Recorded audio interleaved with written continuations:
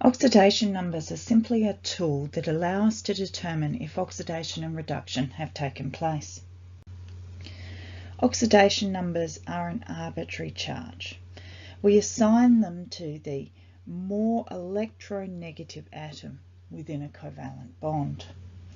They allow us to determine if redox has taken place by showing us where the electron transfer has occurred. In order to calculate an oxidation number, you need to follow a set of rules. Rule number 1, the oxidation number of an element is always 0. So if you had sodium in an elemental form, its oxidation number equals 0. If you had magnesium in its elemental form, its oxidation number is 0. If you have chlorine in its elemental form, its oxidation number is 0. If you had sulfur in its elemental form, its oxidation number is also 0. The oxidation number of an ion is always the charge of the ion. So if you have a magnesium ion, its oxidation number is +2. Now we always write the positive or negative in front of the number for an oxidation number. If you had a chloride ion, its oxidation number would be -1. If you had a copper 2 ion, its oxidation number would be +2. If you had a sulfide ion, its oxidation number would be -2. Rule number 3, certain atoms always have the same oxidation numbers in their compounds.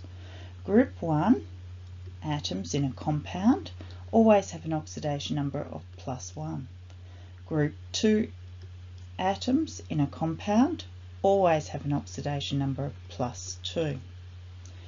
Hydrogen in a compound always has an oxidation number of +1, except when it's a metal hydride.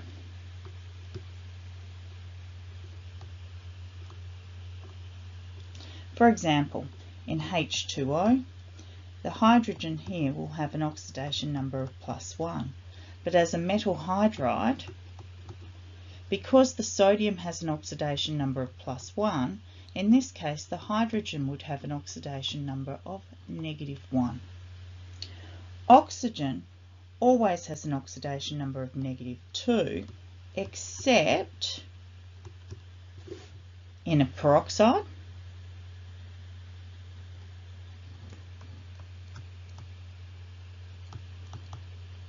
so e.g. H2O2, Na2O2.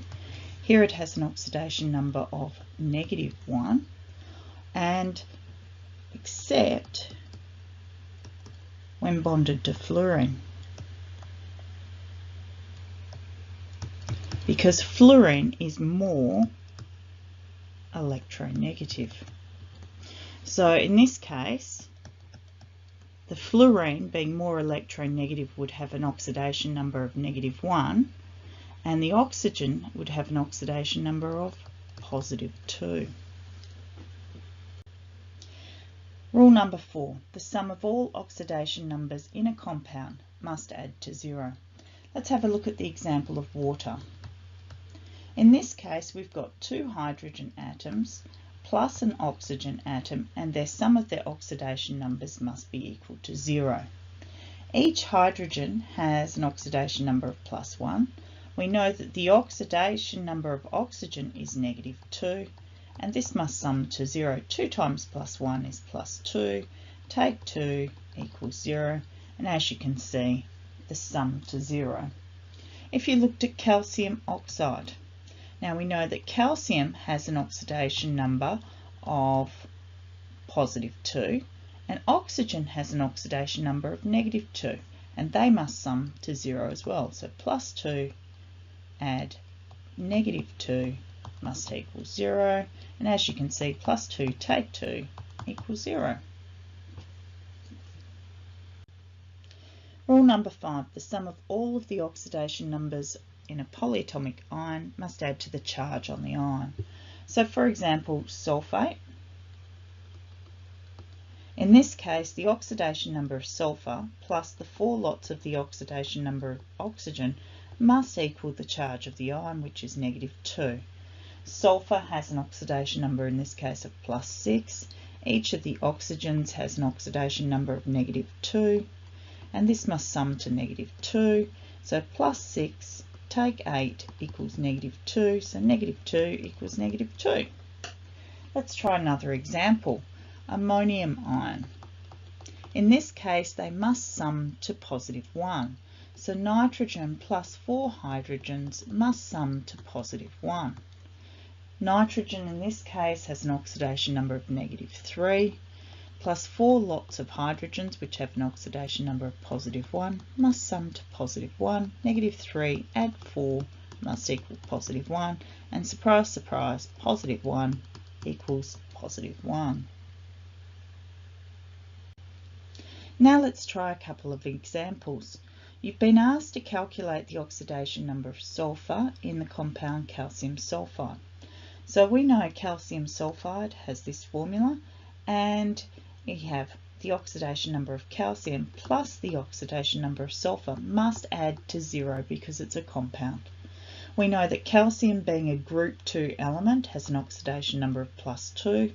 We don't know what sulfur is, but it must sum to 0. So sulfur equals -2. Let's try another example. Calculate the oxidation of manganese in manganese oxide. So manganese oxide. We know that we can find the manganese plus the 2 oxygen must equal a sum of 0. Manganese, we know that each of the oxidation numbers of oxygen is -2, must sum to 0. Manganese take 4 must equal 0, so therefore manganese must equal +4. Now let's try another example. We've been asked to find the oxidation number of carbon in the polyatomic ion carbonate. So we know that carbon plus 3 lots of oxygen must equal -2 because that's the charge on the ion. Carbon plus 3 times -2, because the oxidation number of oxygen is -2, must equal -2. Carbon takes 6 must equal -2. Carbon must equal -2 plus 6. So carbon in this case must equal +4. Now let's try this one. Calculate the oxidation number of chlorine in Cl2. Well, chlorine here is an element, and because it's an element, the oxidation number of chlorine must equal 0. This one says calculate the oxidation number of oxygen in sodium peroxide. Now automatically you should be saying to yourself, this is a peroxide, so the oxidation number of oxygen must equal -1. But I can also show you how to calculate it. We know that 2 sodiums plus 2 oxygens must equal 0. Group 1 elements in a compound always have an oxidation number of +1. Plus 2 times oxygen must equal 0. 2 plus 2 oxygen equals 0. 2 oxygen equals -2. So each oxygen must equal -2 divided by 2, which is -1. Now I would like you to try some yourself. If you go to the OneNote, Redox, Balancing and Oxidation Numbers, it goes through the rules of how to calculate an oxidation number. Plus it has a few examples at the end of the page, which I want you to try before you come to class.